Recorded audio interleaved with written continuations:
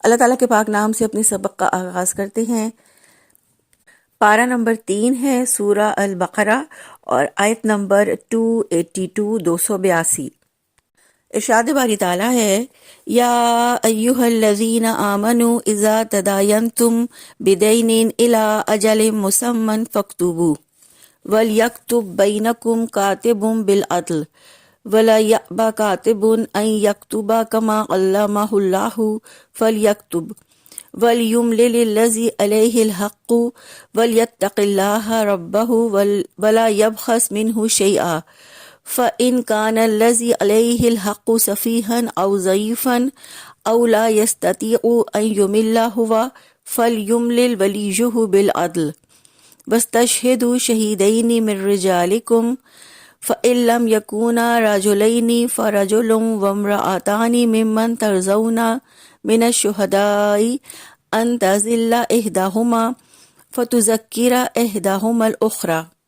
وَلَا يَأْبَ الشُّهَدَاءُ إِذَا مَا دُعُوا وَلَا تَسْأَمُوا أَنْ تَكْتُبُوهُ صَغِيرًا أَوْ كَبِيرًا إِلَى أَجَلِهِ ذَلِكُمْ أَقْسَطُ عِنْدَ اللَّهِ وَأَقْوَامُ لِلشَّهَادَةِ وَأَدْنَىٰ أَلَّا تَرْتَابُوا إِلَّا أَنْ تَكُونَ تِجَارَةً حَاضِرَةً تُدِيرُونَهَا بَيْنَكُمْ فَلَيْسَ عَلَيْكُمْ جُنَاحٌ أَلَّا تَكْتُبُوهَا وَأَشْهِدُوا إِذَا تَبَايَعْتُمْ وَلَا يُضَارَّ كَاتِبٌ وَلَا شَهِيدٌ وَإِنْ تَفْعَلُوا فَإِنَّهُ فُسُوقٌ بِكُمْ وَاتَّقُوا اللَّهَ وَيُعَلِّمُكُمُ اللَّهُ وَاللَّهُ بِكُلِّ شَيْءٍ عَلِيمٌ۔ ترجمہ ہے، اے لوگو جو ایمان لائے ہو، جب تم کسی مقررہ مدت تک باہم قرض کا لین دین کرو تو اسے لکھ لیا کرو، اور لکھنے والے پر لازم ہے کہ تمہارے درمیان انصاف کے ساتھ لکھے، اور کسی لکھنے والے کو لکھنے سے انکار بھی نہیں کرنا چاہیے جیسا کہ اللہ تعالیٰ نے اسے لکھنا سکھایا۔ بس لازم ہے کہ وہ لکھے، اور لازم ہے کہ وہ شخص لکھوائے جس کے ذمے حق یعنی قرض ہے، اور وہ اللہ تعالیٰ سے ڈر جائے جو اس کا رب ہے، اور اس میں سے کچھ نہ کم کرے۔ پھر جس شخص کے ذمے حق یعنی قرض ہو، اگر وہ ناسمجھ یا کمزور ہو یا خود لکھوانے کی استطاعت نہ رکھتا ہو تو اس کے مختار پر لازم ہے کہ انصاف کے ساتھ لکھوائے، اور اپنے مردوں میں سے 2 آدمیوں کو گواہ بنا لو۔ پھر اگر 2 مرد نہ ہوں تو 1 مرد اور 2 عورتیں ان لوگوں میں سے جنہیں تم گواہوں میں سے پسند کرتے ہو، تاکہ ان دونوں عورتوں میں سے اگر ایک بھول جائے تو ان میں سے ایک کو دوسری یاد کروا دے، اور گواہ انکار نہ کریں جب بھی انہیں گواہی کے لیے بلایا جائے، اور تم اس سے نہ اکتاؤ کہ تم اسے لکھو، معاملہ چھوٹا ہو یا بڑا، اس کی مقررہ مدت تک۔ یہ کام اللہ تعالیٰ کے نزدیک زیادہ انصاف والا ہے، اور گواہی کو زیادہ قائم رکھنے والا ہے، اور زیادہ قریب ہے کہ تم شک میں نہ پڑو، مگر یہ کہ تجارت نقد ہو جس کا لین دین کرتے ہو تو تم پر کوئی گناہ نہ ہوگا کہ تم اس کو نہ لکھو۔ اور جب تم آپس میں سودا کرو تو گواہ بنا لیا کرو، اور کسی کاتب کو اور کسی گواہ کو نقصان نہ پہنچایا جائے، اور اگر تم ایسا کرو گے تو یقیناً وہ تمہاری بڑی نافرمانی ہوگی، اور اللہ تعالیٰ سے ڈر جاؤ، اور اللہ تعالیٰ تمہیں تعلیم دیتا ہے، اور اللہ تعالیٰ ہر چیز کو خوب جاننے والا ہے۔ یہ آیت مبارکہ قرآن پاک کی طویل ترین آیت ہے، اور یہ آیت قرض کے مسائل سے متعلق ہے، اس لیے اسے آیت الدین بھی کہا جاتا ہے۔ اس آیت الدین میں یہ ہدایت کی گئی ہے کہ کوئی قرض کا باہم لین دین ہو یا آپس میں کاروباری معاملہ ہو تو اسے باقاعدہ طور پر لکھ لیا جائے۔ ہمارے ہاں عام طور پر قرآن کی اس ہدایت کو نظر انداز کر دیا جاتا ہے، اور کسی بھائی دوست کو یا کسی عزیز کو قرض دیتے ہوئے یا کوئی بھی کاروباری معاملہ کرتے ہوئے یہ خیال کیا جاتا ہے کہ اسے لکھوانا ضروری نہیں، یا یہ کہ اگر اسے لکھوایا گیا تو دوسرا یا دوست یا بھائی کیا سوچے گا کہ کیا اسے مجھ پر اعتماد نہیں ہے۔ چنانچہ یہ سوچتے ہوئے تمام معاملات زبانی طے کر لیے جاتے ہیں، اور پھر بعد میں ان معاملات میں بگاڑ پیدا ہو جاتا ہے، اور پھر شکوے شکایتیں اور نوبت چیخو پکار اور پھر لڑائی جھگڑے تک پہنچ جاتی ہے۔ تو اس لیے اگر شروع سے ہی اللہ تعالیٰ کی ہدایات کے مطابق مالی معاملات کو تحریر کر لیا جائے اور گواہ بھی بنا لیا جائے تو نوبت لڑائی جھگڑے تک نہیں پہنچے گی۔ اللہ سبحانہ و تعالیٰ نے ایمان والوں کو قرض کے معاملے میں حکم دیا ہے کہ میعاد مقرر کر کے قرض کے معاملے کو تحریر کریں تاکہ اس کی رقم اور میعاد پر گواہی رہے۔ حضرت ابن عباس رضی اللہ عنہ فرماتے ہیں کہ اس آیت سے ہمیں یہ بخوبی پتہ چل جاتا ہے کہ اللہ تعالیٰ نے قرض کے معاملے میں میعاد یعنی وقت مقرر کرنے کا حکم دیا ہے، اور اسی طرح اس آیت سے قرض کی تمام صورتوں کا جواز بھی ثابت ہو جاتا ہے۔ اس آیت مبارکہ میں الی اجل مسمى سے یہ پتہ چلتا ہے کہ قرض کے معاملات میں مدت بالکل صاف اور متعین ہونی چاہیے۔ تو اس طرح قرض لینے اور دینے کے بارے میں اللہ تعالیٰ کا یہ قانون ہے کہ اگر قرض کی مدت مقرر ہے تو لین دین کا تحریر میں آنا ضروری ہے، اور قرض کی تحریری دستاویز ایک تیسرا شخص تیار کرے گا، یعنی وہ فریقین میں سے نہیں ہوگا مگر اس کو لکھوائے گا قرض دار، اور اگر قرض دار ضعیف ہو یا کم سن ہو تو پھر اس کا ولی لکھوائے گا۔ پھر فرمایا وَلْيَكْتُبْ بَيْنَكُمْ كَاتِبٌ بِالْعَدْلِ، اور لکھنے والے پر لازم ہے کہ تمہارے درمیان انصاف کے ساتھ لکھے۔ اس کا مطلب یہ ہے کہ کاتب قرض کی تحریر لکھتے ہوئے اس میں کوئی کمی بیشی نہ کرے، اور وہی بات لکھے جس میں دونوں کا اتفاق ہو، یعنی قرض دینے والے کا بھی اور لینے والے کا بھی، اور لکھنے والے کو منصف عادل ہونا چاہیے تاکہ اس کی تحریر پر اعتماد کیا جا سکے۔ کاتب پر یہ فرض ہے کہ فریقین کے درمیان انصاف سے کام لے، وہ رشتہ داری اور دوستی کی وجہ سے کسی ایک فریق کی طرف مائل نہ ہو۔ پھر فرمایا وَلَا يَأْبَ كَاتِبٌ أَن يَكْتُبَ كَمَا عَلَّمَهُ اللَّهُ فَلْيَكْتُبْ، اور کسی لکھنے والے کو لکھنے سے انکار نہیں کرنا چاہیے جیسا کہ اسے لکھنا سکھایا اللہ تعالیٰ نے، بس لازم ہے کہ وہ لکھے۔ یعنی جب کاتب سے لکھنے کو کہا جائے تو وہ لکھے، جس طرح اسے لکھنا نہیں آتا تھا تو اللہ نے اسے سکھایا، اس لیے وہ ان لوگوں کے لیے لکھے جو لکھنا نہیں جانتے۔ اور یہ کہ لکھنے کا حکم اللہ تعالیٰ کی جانب سے فرض ہے اور اس کا معاوضہ اللہ تعالیٰ کے ذمے ہے۔ لکھنے کا کام کاتب کی جانب سے اللہ تعالیٰ کے ہاں نعمت کا شکر ہے۔ پھر فرمایا وَلْيُمْلِلِ الَّذِي عَلَيْهِ الْحَقُّ، اور لازم ہے کہ وہ شخص لکھوائے جس کے ذمے حق یعنی کہ قرض ہے۔ یہاں اس اللہ تعالیٰ کے حکم میں قرض دار کے املا کروانے کی بڑی حکمت ہے، یعنی کاتب کو حکم دیا گیا ہے کہ وہ صرف وہی چیز لکھے جس کو وہ شخص لکھوائے جس کے ذمے حق ہے، یعنی جس نے قرضہ لیا ہے، وہ یہ قرض دار جو ہے وہ یہ دستاویز تحریر کروائے گا، اور اس میں وہ کیا لکھوائے گا؟ ایک تو قرض کا اعتراف کرے گا، قرض کی مقدار لکھوائے گا، قرض کی طے شدہ شرائط لکھوائے گا، اور قرض کی مدت لکھوائے گا۔ اللہ تعالیٰ کی اس حکم میں بڑی حکمت ہے، کیونکہ اگر قرض دینے والا تحریر لکھوائے تو اس میں بہت سی زیادتیاں سامنے آ سکتی ہیں، یعنی وہ قرض کی شرائط میں اضافہ کر سکتا ہے، قرض میں اضافہ کر سکتا ہے، اس کی مدت مقررہ میں کچھ کمی بیشی کر سکتا ہے، یا اپنی مصلحت اور مفادات کے تحت کچھ شرائط لکھوا سکتا ہے، کیونکہ قرض دینے والے کی پوزیشن مضبوط ہوتی ہے اور قرض لینے والے کی پوزیشن کمزور ہوتی ہے۔ اس لیے اللہ رب العزت نے قرض لینے والے کو یہ حق دیا کہ وہ یہ شرائط لکھوائے۔ پھر فرمایا وَلْيَتَّقِ اللَّهَ رَبَّهُ وَلْيَبْخَسْ مِنْهُ شَيْئًا، اور وہ اللہ تعالیٰ سے ڈر جائے جو اس کا رب ہے اور اس میں سے کچھ نہ کم کرے۔ یعنی قرض دار کے لیے رب کی جانب سے نصیحت ہے کہ وہ اللہ تعالیٰ کا خوف دل میں رکھے اور کسی چیز کو بھی نہ گھٹائے اور نہ ہی کسی بات کو چھپائے۔ اور پھر فرمایا کہ اگر قرض دار ناسمجھ ہے یا کمزور ہے یا خود لکھوانے کی استطاعت نہیں رکھتا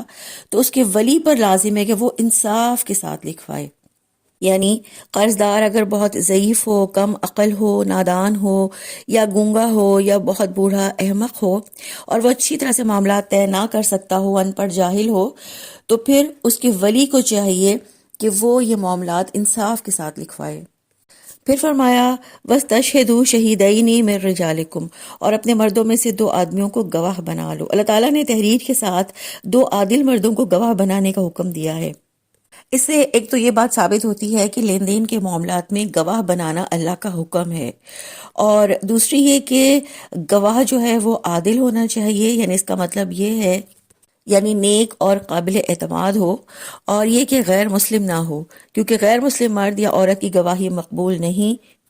اور پھر ساتھ یہ بھی حکم دیا کہ پھر اگر 2 مرد نہ ہوں تو 1 مرد اور 2 عورتیں ان لوگوں میں سے جنہیں تم گواہوں میں سے پسند کرتے ہو۔ یعنی اگر گواہی کے لیے 2 مرد میسر نہ ہوں تو پھر 1 مرد اور 2 عورتوں کو گواہ بنا لو۔ ایک مرد کو 2 عورتوں کے مقابلے میں اس لیے رکھا گیا ہے کیونکہ مرد کا حافظہ بہت مضبوط ہوتا ہے عورت کے مقابلے میں۔ آیت مبارکہ کے اس حصے سے ہمیں یہ بھی پتہ چلتا ہے کہ 2 عورتوں کی گواہی 1 مرد کے برابر ہے، اور مرد کے بغیر صرف اکیلی عورت کی گواہی جائز نہیں، سوائے ان معاملات کے جن کے بارے میں عورت کے علاوہ دوسرے نہیں جان سکتے۔ اور یہاں ہمیں یہ بھی ضرور سمجھنا چاہیے کہ یہودی قانون میں گواہی صرف مردوں کی ہی معتبر ہوتی ہے، یہودی عورتوں کی شہادت کو، گواہی کو سرے سے تسلیم نہیں کرتے، تو اسلام نے عورت کو یہ حق دیا ہے کہ وہ اپنے علم کامل اور تحقیق کی بنا پر عورت کی گواہی کو قبول کرے۔ اگرچہ عورت کی گواہی کو مرد کے مقابلے میں نصف مانا گیا ہے، مگر اللہ نے یہ ایک عزت اور ایک شرف عورت کو بخشا ہے۔ آیت مبارکہ کے اس حصے کی کچھ اور وضاحت کرنا بھی بہت ضروری ہے، کیونکہ ہمارے ہاں ایک فرقہ اس چیز کو بہت تنقید کی نظر سے دیکھتا ہے کہ اللہ تعالیٰ نے ایک مرد کی گواہی کو دو عورتوں کے برابر کیوں قرار دیا ہے۔ اللہ تعالیٰ کے احکامات میں بہت حکمت ہے۔ عورت مرد کے مقابلے میں زود رنج ہوتی ہے، جلد بازی میں جذباتی فیصلے کرنے والی ہوتی ہے،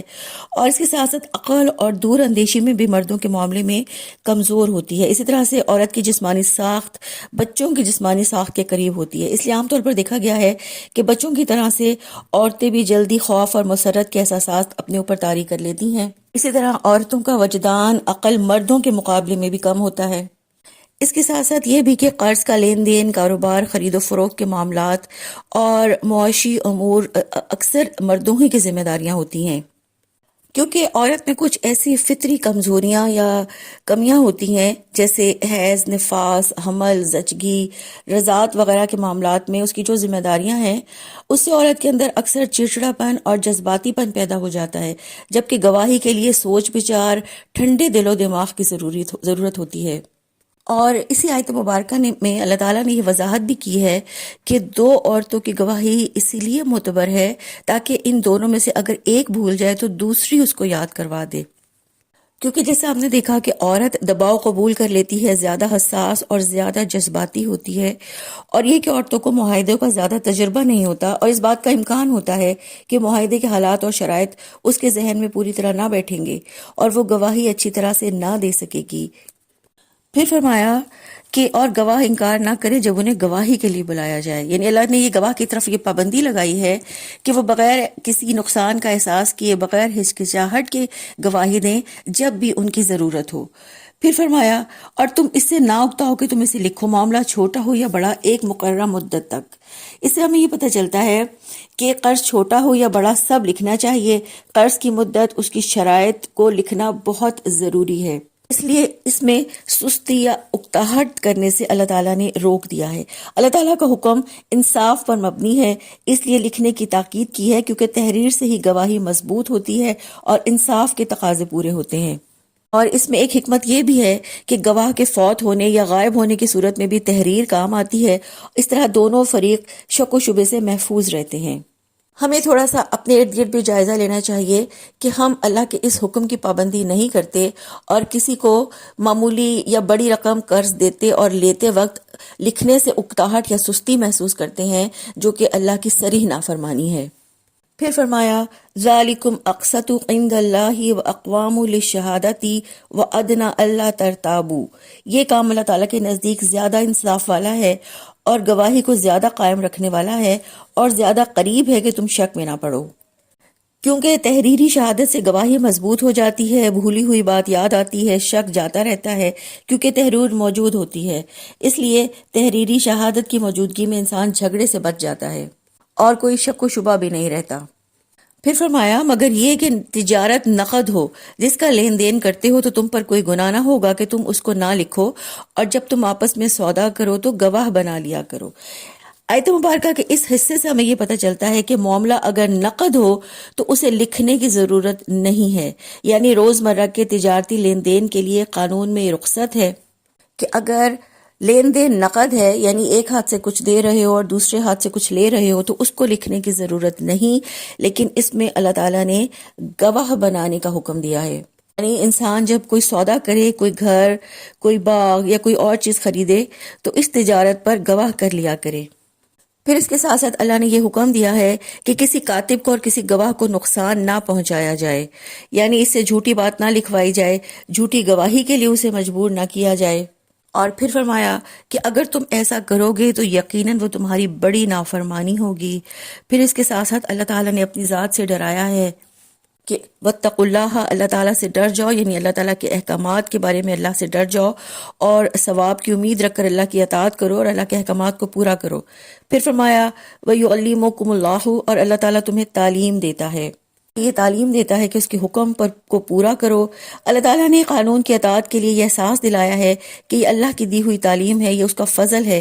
اس لیے اس پر بھروسہ رکھو۔ اللہ بکل شیء علیم، اور اللہ تعالیٰ ہر چیز کو خوب جاننے والا ہے۔ اللہ تعالیٰ نے اپنے علیم ہونے کا شعور دے کر مومن کے ضمیر کو جگایا ہے۔